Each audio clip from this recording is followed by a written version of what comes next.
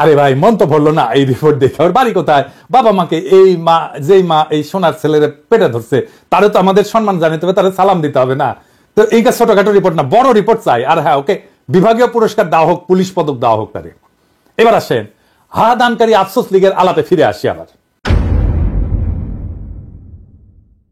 যারা জুলুমকে অস্বীকার করছে, যারা উপহাস করছে, তাদের ক্ষমা নাই। আমি পবিত্র কোরআন শরীফের একটা আয়াত পড়ি, সেখানে ঠিক একই ধরনের বার্তা আছে। যারা অপরাধী তারা বিশ্বাসীদের উপহাস করত, এবং তারা যখন তাদের কাজে দিয়ে গমন করত তখন পরস্পরের চোখ টিপে ইশারা করত। তারা যখন তাদের পরিবার পরিজনের কাছে ফিরত তখনও হাসাহাসি করে ফিরত। যুগ বদলায় কিন্তু জালিমরা বদলায় না, ওই একই আবরণ নিয়ে ফিরে আসে বারবার। আর পবিত্র কোরআনেই বলা আছে কি করতে হবে, কোনটা আমাদের করণীয়, আর এদের ভাগ্যে কি আছে সেটা বলা আছে। তারা সামান্য হেসে নেই, শীঘ্রই তাদের কৃতকর্মের জন্য প্রচুর কাঁদবে। আর প্রশ্ন হচ্ছে কেন, কিভাবে তাদের এই সাহসটা তৈরি হইল, কারা এই সাহস তৈরিতে ভূমিকা রাখলো? আসেন সেটা বুঝে দেখি। 5ই আগস্টের পর আমরা দেখছি সমস্ত অর্গানাইজ শক্তি কেন্দ্র যেগুলো ছিল, যেমন ধরেন বড় রাজনৈতিক দলগুলো, আর্মি, এরা আওয়ামী ফ্যাসিস্টদের আশ্রয় দিল। প্রথমে আশ্রয় দিল আর্মি সারা দেশের ক্যান্টনমেন্ট গুলোতে, তারপরে জাতীয় স্থানীয় পর্যায়ে বিএনপি জামাত কিছু নেতা, এমনকি পুলিশ ডিজিএফআই নিরাপদে সীমান্ত পার করে দিল। আর্মির হেফাজত থেকে পালায় গেল লেফটেন্যান্ট জেনারেল মুজিব। কাউকে এর জন্য দায়ী করা গেছে? করা হয়নি। কেন করা যায়নি? ওয়াকারের বিরুদ্ধে কিছু বললে হুক্কা হুয়া শুরু করে দেয় ডিজিএফআই এর পেইড এজেন্টরা। ওয়াকারের জন্য নাকি ইন্ডিয়া বাংলাদেশে আক্রমণ করে নাই। হ্যাঁ, খারান খারান আইসানি, আমি না ঘোড়ায় আসবো। ডিজিএফআই ভালো, খুবই ভালো। বয়ান দেয় ডিজিএফআই নাকি একাই গুম করে না, আরো সবাই করেছে, তাই ডিজিএফআই অত খারাপ না। আর ডিজিএফআই ভালো, খুবই ভালো ছেলে, সন্ধ্যাবেলা হাত মুখ দিয়ে পড়তে বসে, তাই না?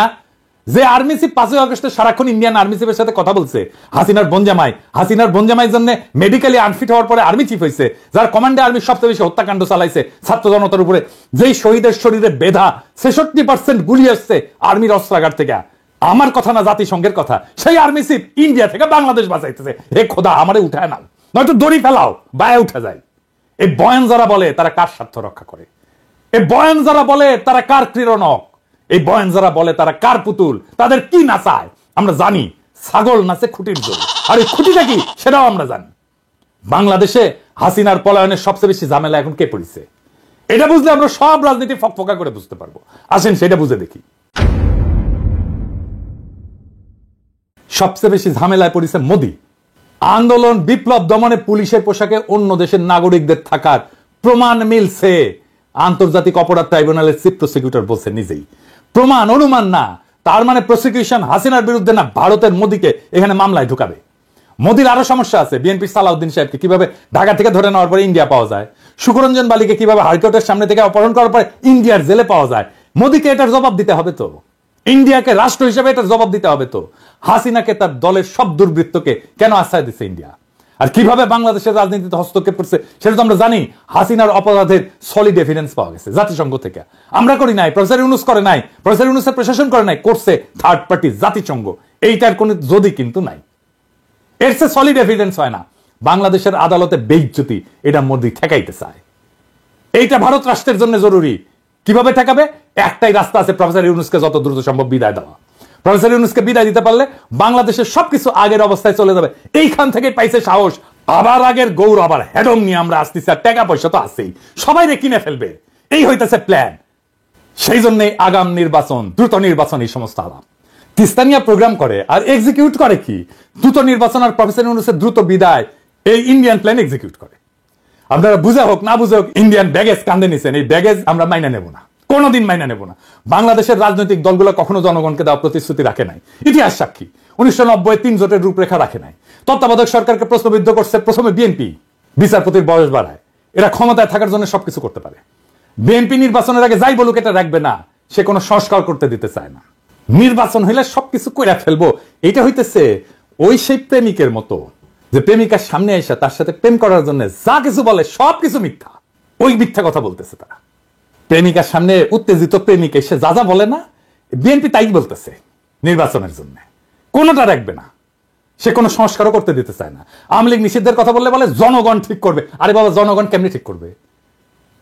গণভোট করে, তো গণভোট করেন এখন আওয়ামী লীগ নিষিদ্ধের প্রশ্নে, সেটা তো করতে দিতে চান না। সামনের সংসদ নির্বাচনে আওয়ামী লীগকে অংশ নিতে দিলে আপনি কবে জনগণের রায় নেবেন আওয়ামী লীগ নিষিদ্ধের ব্যাপারে? জনগণ করবে, কিভাবে করবে সেটা তো বলতে হবে। জনগণ তো একটা বিমূর্ত জিনিস, মানে আপনি একটা ধোঁয়াশা তৈরি করতেছেন জনগণ নামের এক বিমূর্ত শক্তির অনুমোদনের কথা বইলা। এই সরকারের নাকি ম্যান্ডেট নাই। সংবিধান সংস্কারে তো বিএনপির ম্যান্ডেট থাকবে, সে 2/3 মেজরিটি পাবে, কিভাবে জানে? পাবে না তো।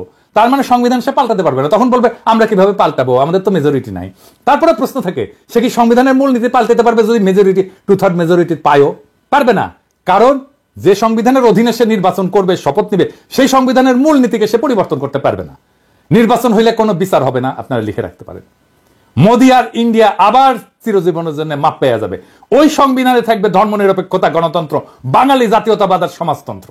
সেইটা আমাদেরকে এত রক্তের পর, বিপ্লবের পরেও আমাদেরকে ওই সংবিধানই টাইনা নিয়ে যাইতে হবে। মোদি আর ইন্ডিয়া চিরজীবনের জন্য মাপ পেয়ে যাবে। তাদের যে আমরা পাইরা ফেলতে পারছিলাম, সেই সুযোগ হেলায় আমরা হাতছাড়া করে ফেলবো। কম্প্রোমাইজ করে ফেলবে যারাই ক্ষমতায় আসুক। কে আসবে আমি জানি না, যারাই আসুক রাজনৈতিক দল তারাই কম্প্রোমাইজ করে ফেলবে। প্রফেসর ইউনূসের সামনে গিয়া রাজনৈতিক দলগুলো এক কথা বলে, বাইরে এসে আর এক কথা বলে। প্রফেসর ইউনূস দিছে চাপা মায়ের, ওস্তাদের মায়ের শেষ রাতে কইছে আপনারা যা চান লিখে দেন, কোন সংস্কার চান, কোনটা চান না, কোনটা আংশিক চান, কোন সংস্কারই চান না, সেটা লিখে যা চাইবেন। আমাদের তো কোনো এজেন্ডা নেই, সবাই মিলে যেটা চাইবেন শুধু সেটাই আমরা করব। তবে আমরা ওয়েবসাইটে দিয়ে দেবো কে কি চাইছিলেন। আপনারা কোন দল কোনটা ইয়েস বলছেন আমরা রাজি, কোন দল নো বলছেন আমরা রাজি না, কোন দল বলছে আমরা সংস্কার, আমরা সবাই ওয়েবসাইটে দিয়ে দেবো। দেশের যে কোনো মানুষ দেখতে পাবে কোন কোন বিষয়ের প্রতি তার সম্মতি আছে, কোন বিষয়ের প্রতি মানুষের সম্মতি নাই। এটা কোনো গোপন জিনিস না, এটা রাজনৈতিক দলের একটা বক্তব্য। আপনি বলেন যে আমি কোনোটার দিকে সম্মতি নেই, লিখে দেন, আমরা ওটা ওয়েবসাইটে দিয়ে দেবো যে এইটার এই দলের তারা বলেছেন কোনোটার প্রতি সম্মতি, অথবা আমরা সব কাটার প্রতি আমরা একমত হলো, আমরা একমত হতে পারি, আমরা কিছুটা সংশোধন সাপেক্ষে একমত হতে পারি, অথবা এটাতে আমরা রাজি না, এটা আমরা ধরতে চাই না, হতে পারে। আপনাদের ইচ্ছাটা প্রতিফলন করা আমাদের দায়িত্ব হলো জাতির সামনে আপনাদের ইচ্ছাগুলোকে তুলে ধরা। এর ভিত্তিতে আমরা কি কাজ করবো সেটা আমরা পরে দেখার পরে ঠিক করবো যে এটা কি করা যায়, আপনাদের বক্তব্যগুলো কি আছে। বুঝছেন? ব্যাস মুখে এখন তালা। এইবার রাজনৈতিক দলগুলো বুঝবে অ্যাকাউন্টেবিলিটি কারে বলে, দায় নেওয়া কাকে বলে। এইবার তারা বুঝবে রাজনীতি জিনিসটা কত কঠিন, জটিল। এটা ছেলের হাতের মোয়ানা। এতদিন ভালসুনদের সাথে খেলছে তো বুঝতে পারে নাই রাজনীতি কত কঠিন। এবার প্রফেসর ইউনূসের সাথে খেলতে গেছে, বুঝেছে প্রফেসর ইউনূস একাই খেলে দিছে একটা কথায়। রাজনৈতিক দলগুলোকে বলি, কোন বিশেষ দলকে উদ্দেশ্য করে বলতেছি না, সবাইকে বলতেছি, বাংলাদেশে ইন্ডিয়ান ব্যাগেজ নিয়ে রাজনীতি করার দিন শেষ। ইন্ডিয়ান ব্যাগেজ থাকলে আপনার রাজনীতির কোনো ভবিষ্যৎ নাই। আপনি যত বড় রাজনৈতিক দল হন না কেন, কোনো লাভ নাই। পিনাকির আপনি হুতায় ফেললেও আপনি বেচবেন না। পিনাকি হইতে যাবে কিন্তু আপনি বেচবেন না। বাংলাদেশের রাজনৈতিক বাস্তবতা আপনাদের ইন্ডিয়ান ব্যাগেজ নিয়ে রাজনীতি করতে দেবে না, ফুল স্টপ। প্রফেসর ইউনূসের প্রতি আহ্বান, আপনার এই অন্তর্বর্তীকালীন সরকার ভেঙে দেন, বিপ্লবী সরকার গঠন করেন। জন আকাঙ্ক্ষা সেইটাই। এই বিপ্লবী সরকার থাকবে ততদিন যতদিন হাসিনার এই বাকি টার্ম আছে ততদিন। 5ই আগস্টের পরে যে সুযোগ আমরা হারাইছিলাম, যে হারানোর সময় আবার ফিরে আসছে, এই মুহূর্তে আবার হারায় যাওয়ার আগেই বিপ্লবী সরকার গঠন করেন। দেশের রাজনীতির গুণগত পরিবর্তন হয়েছে, তাকে ধারণ করেন। বিপ্লবী সরকার গণপরিষদের নির্বাচন দিবে, সবাই নির্বাচন করছে, দ্রুত নির্বাচন দিয়ে দেবে। বিপ্লবী সরকার গঠন করে 1 মাসের মধ্যে গণপরিষদ নতুন সংবিধান রচনা করবে, আপনারা নির্বাচন করেন সেইখানে। সেই সময় বিপ্লবী সরকার সংস্কার সম্পন্ন করবে। নতুন সংবিধান রচিত হলে গণপরিষদ ভেঙ্গে দিয়া সেই নতুন সংবিধানের অধীন নির্বাচন হোক। আপনারা সবাই উৎসবের সাথে সেই নির্বাচনে অংশ নেন। আমি ব্যক্তিগতভাবে চাই প্রফেসর ইউনূস জাতির নেতৃত্ব থেকে যেন তারপরেও বিদায় না নেন। তিনি যেন রাষ্ট্রপতির পদকে অলংকৃত করেন। তিনি আসলেই অলংকার হয়ে উঠবেন রাষ্ট্রপতি পদের জন্য। আমরা উনার অভিভাবকত্ব এত তাড়াতাড়ি হারাইতে চাই না। বাংলাদেশকে আমাদের শক্ত অর্থনৈতিক এবং রাজনৈতিক ভিত্তির উপরে দাঁড় করানোর জন্য প্রফেসর ইউনূসের অভিভাবকত্ব আমাদের দরকার। ছাত্র জনতার আকাঙ্ক্ষার রাষ্ট্র তৈরি করে দেওয়াটা আমাদের দায়িত্ব এবং কর্তব্য। আমাদের সেই প্রতিশ্রুতি ভুলে গেলে চলবে না। আমরা এক কঠিন জটিল সন্ধিক্ষণে দাঁড়ায় আছি। একদিকে ভয়, অন্যদিকে সম্ভাবনা। যারা সত্যকে বিকৃত করছে, ইতিহাসের নির্মম বাস্তবতাকে উপহাস করছে, তারা শুধু নিজেদের মানবিকতাই হারায়নি, তারা আমাদের ভবিষ্যৎকেও হুমকির মুখে ফেলে দিছে। কিন্তু ইতিহাস সাক্ষী, জুলুম কখনো টেকসই হয়নি, জুলুম কখনো টেকেনি, জালেম কখনো টেকেনি। প্রত্যেকটা ফ্যাসিস্ট শক্তির শেষ আছে, আর সেই শেষ তারাই ডেকে আনে যারা সত্যকে মুছে দিতে চায়। আমাদের করণীয় একটাই, হাসিনা আর তার দোসরদের বিচার নিশ্চিত করা, রাষ্ট্রের ন্যায়ের ভিত্তি পুনর্নির্মাণ করা। আমাদের রাজনীতি কোনো আপোষের রাজনীতি হইতে পারে না। আমাদের লক্ষ্য একটাই, ফ্যাসিবাদের শেষ চিহ্ন মুছে ফেলা। আমরা জানি এই পথ সহজ না, বাধা আসবে, কিন্তু এই লড়াই শুধু রাজনীতির লড়াই না, এটা আমাদের অস্তিত্বের লড়াই। প্রফেসর ইউনূসের নেতৃত্বে আমরা একটা নতুন অধ্যায়ের সূচনা দেখছি। এই মুহূর্তটা আমরা হারাইতে পারি না। আমাদের সাহসী হইতে হবে, সংগঠিত হইতে হবে। এই লড়াই শুধু আওয়ামী ফ্যাসিবাদের বিরুদ্ধে না, এটা পুরো সিস্টেমকে বদলে দেওয়ার লড়াই। এটা একটা বিপ্লবী আন্দোলনের ভিত্তি। আমরা একটা নতুন বাংলাদেশ গড়ব, একটা ন্যায়ের বাংলাদেশ গড়ব, একটা ইনসাফের বাংলাদেশ গড়ব, একটা মানুষের বাংলাদেশ গড়ব। ইতিহাস আমাদের দিকে তাকায় আছে। আমরা কি আমাদের সেই দায়িত্ব পালনে প্রস্তুত? ইনকিলাব